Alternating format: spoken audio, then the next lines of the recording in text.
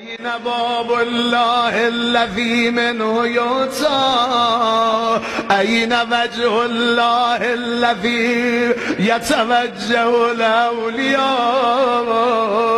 أين السبب المتصل بين الأرض والسماء؟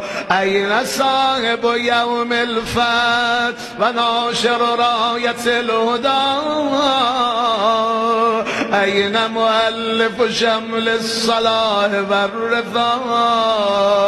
أين الطالب بذهول الأنبياء وأبناء الأنبياء؟ أين الطالب بدم المقتول بكربلاء؟ أين الطالب بدم المقتول بكربلاء؟